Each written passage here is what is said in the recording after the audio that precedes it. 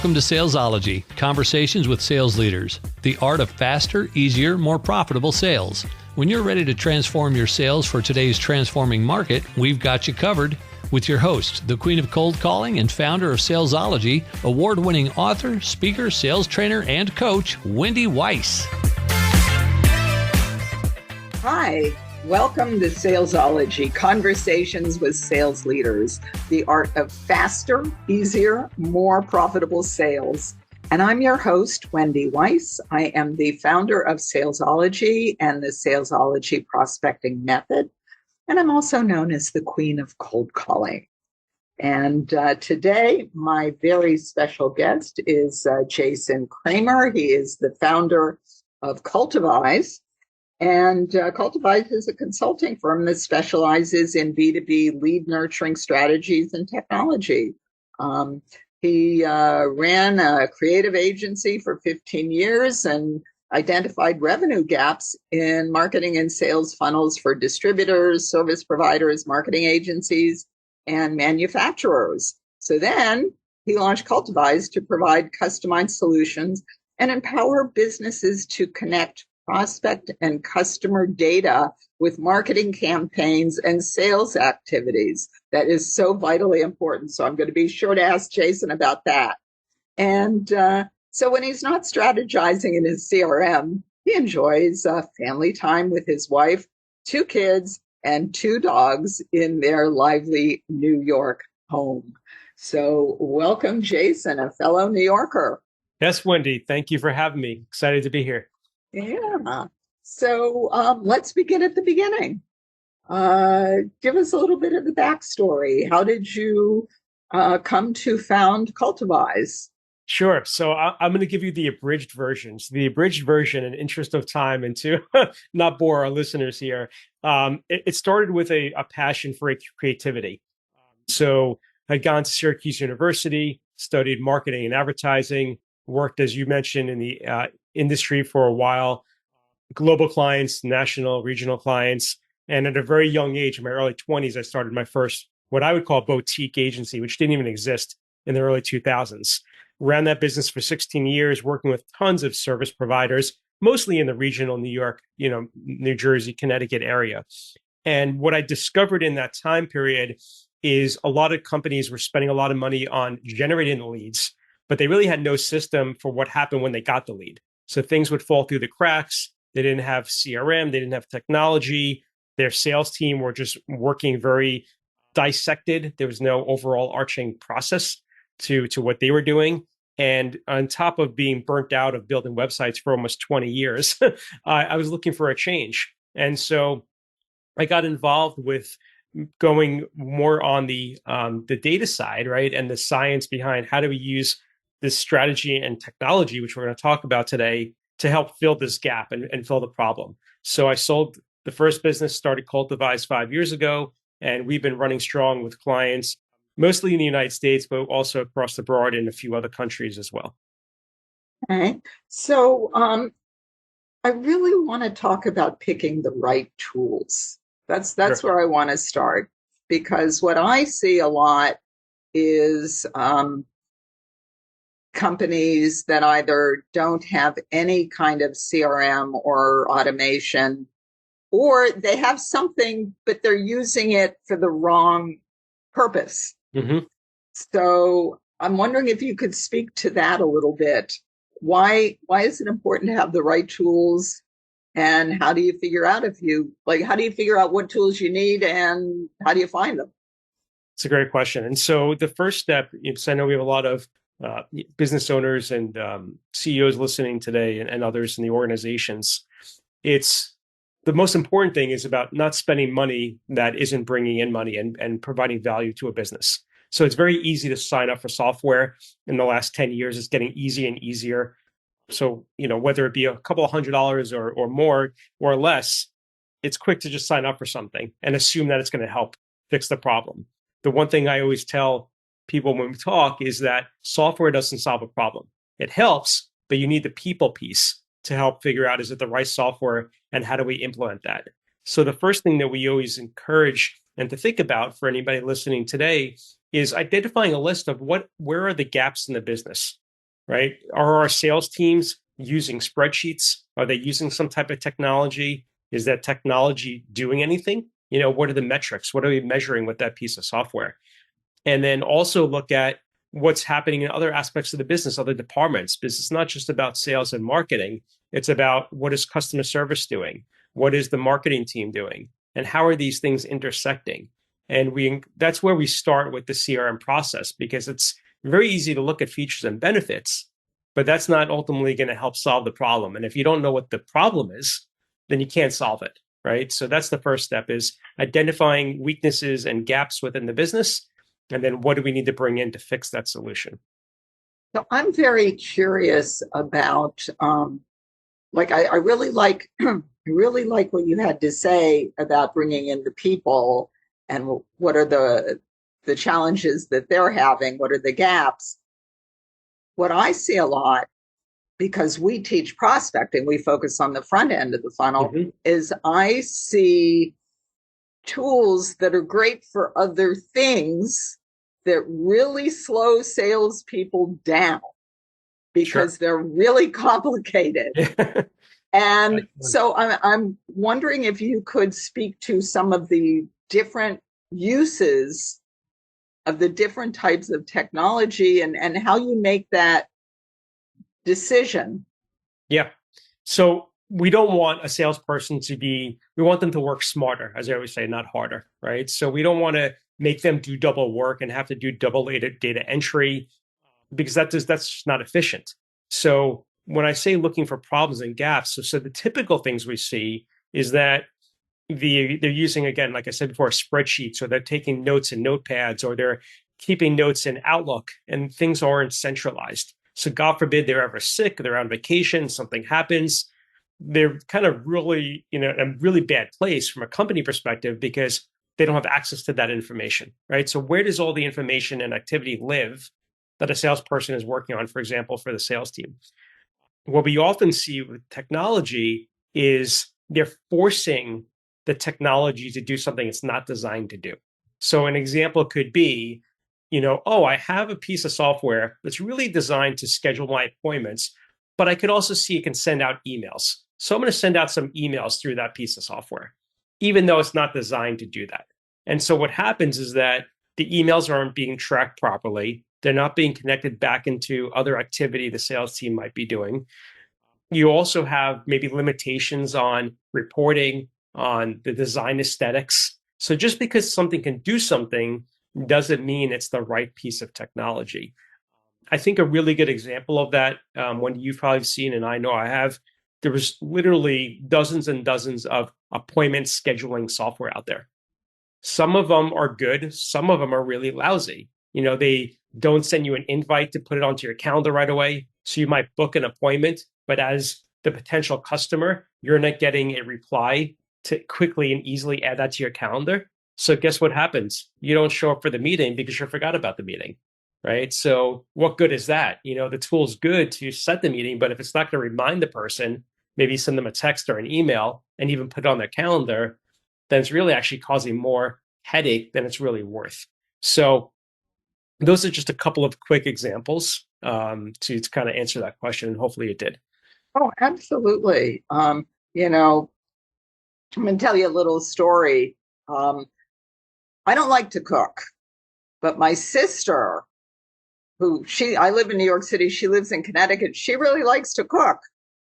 And whenever she comes, well, she used to, she doesn't do this anymore. She would come and visit me and want to make dinner. And we'd go out shopping and buy all this stuff for a great dinner. And then we'd get into my kitchen and she'd say, "You don't have a sharp knife. You don't have a cutting board." Like I didn't have anything she needed. Right. She couldn't make dinner. Yeah. It's the same thing here, that the tools, if they're not built for what you need, and I'm assuming part of what you're saying is looking at the actual steps that salespeople or marketing people need to execute when you're looking at that software, so that the software is not adding extra steps for them that just waste their time and don't add value. Absolutely. And something as simple as if you have a sales team that's an outside sales team on the go, they're traveling, they're moving, they're not sitting behind a desk all day, and you know that they need access to the CRM, but the CRM you decided to purchase doesn't have a mobile app or is not easily accessible via phone or an iPad, well, that creates a huge hindrance for the team. You're not giving them a tool they can actually use when they need to use it, right? So something super simple, but often could go overlooked. So, there's lots of mistakes to be made, but these are all solvable things. And they're not things that are very difficult to solve for. For a CEO or a sales manager or someone on a senior level, just taking a step back and just saying, okay, let's figure out what's going on and what's happening here within the business. It's easily able to identify where those gaps and those issues are. Whether or not they might want to admit to that they're there, that's a whole podcast, right?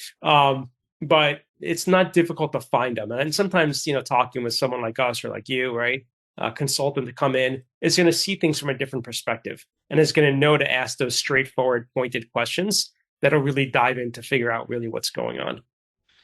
And I would imagine one of the things you want to look at as well is the reporting capabilities. Like, what data do you need to be able to pull out of this software to know how you're doing? Sometimes I'll ask my clients for information and they'll say, well, we can't tell you that, but we can tell you all these other things. Right. And or it takes them hours to pull it out. Yeah, absolutely. And there's a lot of factors involved. I mean there's, it's got to be user friendly. It's got to be customizable to your specific business. If a piece of software is not flexible to adjust to your business, it's going to create, like you said, more problems. And can it integrate with other pieces of software? You have an ERP, you have accounting software, you have software for estimating or for invoicing. Can it easily integrate? And what is it going to cost to integrate to that other piece of software? Because at the end of the day, data is the most critical piece. That's the gold for a business, is their data. And if that data is siloed in lots of different places and it's not talking to each other, you're ultimately going to lose a lot, potentially revenue and other factors. We talked a little bit before about, maybe automation, right? So is there automation features? Can the CRM scale? A lot of these systems that are very low cost are designed for relatively small businesses. So if your business might be small today, but then next year or in 2 years, you have this great growth, you may be forced out of that piece of software. So you want to think about the long-term investment, and are you going to be able to grow and scale with that? You mentioned reporting. That's another one that's really, really big. Support is another big one. A lot of these systems have really terrible support. I won't mention any names, but it's kind of pulling teeth, trying to get more information and figure something out. So if you're going to invest money, you want to work with a company that's going to provide, can they get on a Zoom call with me? Can they get on a phone call with me? Can they walk me through something visually and explain something to me? Or are they just going to send me to videos and help docs that don't really quite address my, frustration or my question? So there's a lot of factors that go into finding the right CRM. Yeah. And I was reading actually in your playbook that you're going to be sharing details with us all later on, Sure. About the difference between marketing automation and the traditional email service providers, like Constant Contact is a really well-known one. That there is a difference. And I thought that was, not being a techie, I thought that was really interesting. So could you speak to that a little bit? Yeah. So, I would imagine that most everybody listening, if you're not sending out some type of, monthly or quarterly newsletter, you've certainly been on the receiving end. We all get way too many emails. And we'll get to the point of that in a second. But the main difference is that traditional ESPs, as they call it, email service providers, are designed to send out emails when you want them sent. So you want your email sent the first Monday of the month or whenever it might be. And in a way, it's pre-programmed if you think about it, right? So it's predetermined to say this email is going to go on this particular time. In the world of marketing automation, we can deliver those emails based on the behavior of individual people in the database. And I'll say that again, so it bears with repeating. Imagine you're on a website, you haven't filled out a form, but you're in that company's CRM for one reason or another. You signed up for a newsletter 6 months ago, or you spoke to somebody, but it wasn't the right time. Now you're back on the website, perusing around, You click on a page, and because you clicked on that page without even filling out a form, they know you're on that page. And now you're going to get an email or a series of emails about that particular service or product and not about everything the company offers. And if you do that successfully, you've now educated somebody in that buying phase where they're ready or likely to be ready to make a decision soon. And now you're in front of them presenting crystal clear, hopefully crystal clear information that'll help influence them to buy from you versus a competitor. And so that's a huge game changer when you can deliver content when someone's asking for it. The best example, you gave a great one of your sister coming with the food. Think of yourself in a department store, walking around. And I know they don't do this as much. They used to do it, many years ago, but someone taps you on the shoulder. Sir, ma'am, may I help you find something? I know you're looking at sweaters. We have some more over here. You're showing interest. You're looking through the racks. Whereas if you were just walking through the store and not doing anything and someone's bombarding you, right, there's a difference there because now there's a signal that you're looking for something, a particular size, et cetera. And that's really a huge game changer when you can deliver content when someone wants it versus when they don't expect it or don't ask for it. Yeah, I want to dive into this a little bit more deeply. Sure. We are going to pause now for a word from our sponsor, but when we come back, I'm going to hold Jason's feet to the fire because I want to talk some more about segmentation and behavior, prospect behavior, client behavior, and how you can use that. So now we're pausing for a word from our sponsor, the Salesology Vault. Just about every guest that I have interviewed on the Salesology Conversations with Sales Leaders podcast has had a free gift for our listeners. And that includes Jason Kramer, my guest today. He has a gift for all of our listeners. So what we've done is we've taken all of those gifts and we put them all in one place just for you. We call it the Salesology Vault, and it is packed full of free gifts from sales leaders, sales experts, marketing gurus, revenue generation experts, and we add a new gift every single week. We release a podcast every single Monday, and every Monday when we release a podcast, we add a gift. So you can log in as often as you'd like and download as many gifts as you'd like. It's all free. Go to bit.ly/gift vault, or the link to the Salesology Vault is in the show notes. So as soon as you finish listening to this podcast, go to the notes, click on the link, download your gifts, and you will be glad that you did. So I am back with my special guest, Jason Kramer, who is the founder of Cultivize. And we are talking about automations, CRM. I want to talk a little bit about segmentation and the importance of segmentation. And Jason, you were just talking about using automation based on prospect or buyer behavior. So could you talk a little bit about those two things? Why is segmentation? What is it? Why is it important? And then second question is, how do you set up, use buyer behavior? Absolutely. So again, with the theme of analogies, if you were to go into a store and there's only one item there, let's say you were going in and you were buying fruit to a grocery store, there's only apples. That's all there's no oranges, no bananas, nothing else. And they're just trying to push apples. And you're like, well, I'm not in the mood for an apple, right? And that's all they're presenting to you. That's similar to the world of what happens when you don't segment. When you don't segment, you're sending the same offer, the same message, the same content to every single body on your list. And that list can comprise of former customers, prospects, maybe existing customers, maybe people that have just signed up for your newsletter, different types of businesses, different industries, different size businesses. And so what happens is that your message and your offer and your content becomes very diluted, right? Because now it either has to appeal to everyone, or worse, it's appealing to, let's say for businesses over $5 million, we can do XYZ, but 15% of your list is under $5 million. So what do they care, right? Why? What is that going to help them if they're getting an email about that? And so with segmentation, often that's done by very simple things. It could be done by industry. For some businesses, that's important to have a different message, a different offer to different industries they serve. It could be based on geography. It could even be based on the sales rep. So a lot of our clients are sending content, and the content comes from the sales rep they know by name, not from marketing at Cultivize or info at Cultivize. And so therefore, they're more likely to engage and open that email because it's coming from somebody they actually know. And so we can do that with the tools that we offer.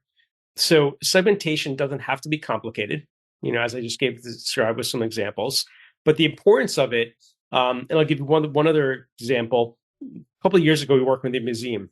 I won't mention which one, but we worked with a pretty large museum, and they had about 30,000 people in their email marketing system. It was not segmented, and they were sending weekly emails to this entire list.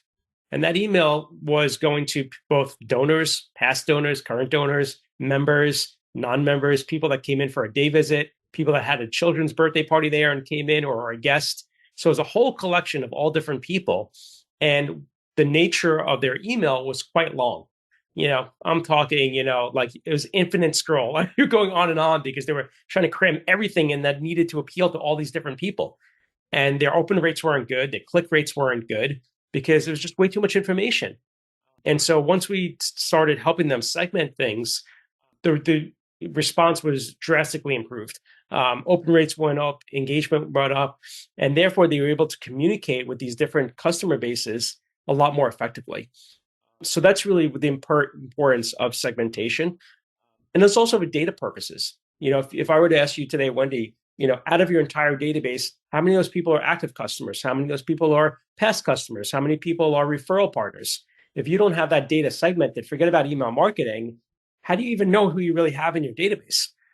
Like, how would you go and find them if everybody's in there just thrown in? And I guess think of it as a filing cabinet without all the individual tabs, right? It's just one big file and with no organization. It would be impossible to find anything. So segmentation is critical for for every aspect of a business, really. Absolutely. And if you're sending out emails and you want people to read your emails, then it has to be relevant to them. And the flip side of that is if you're sending out emails, people that are not the right fit for whatever it is you're talking about could very well try and take you up on it, wasting a whole lot of everybody's time because you can't help them if they're not the right fit. But they can Absolutely. really gum up the works. Even worse than that, Wendy, which I didn't mention I should have. What happens if they unsubscribe? Now they're gone. And maybe they were a fit, but you just didn't send them the right message at the right time. And now you've lost that opportunity because by CAN-SPAM law, you're never allowed to email them again, right? Legally. So now they're gone. So I would, one thing to look at, and this is sort of separate and digging down, but you can look at your unsubscribe rate, your bounce rate, which would mean obviously you have a bad email address, but your unsubscribe rate is a constant, like 2-3% are constantly unsubscribing or more. And every time you send an email, that's a big problem, So, you want to get that to be zero, ideally, in best case scenario. Yeah. And one of the things, and I was reading this also, I believe in your playbook, we're always looking for new leads. New leads. But if you have an email list or a customer list or, whatever it is, being able to use this segmentation and use the right type of marketing automation just makes you more effective and more efficient and more effective. 100%. Yeah, I agree. And the other thing to note about that is when we start working with companies, we always want to look at what they have already for data, because it's a lot more cost effective to retarget or to use the data you have than to spend money on AdWords or social marketing, trade shows, you name it, to try to find brand new leads that have no idea who you are and never worked with your company before.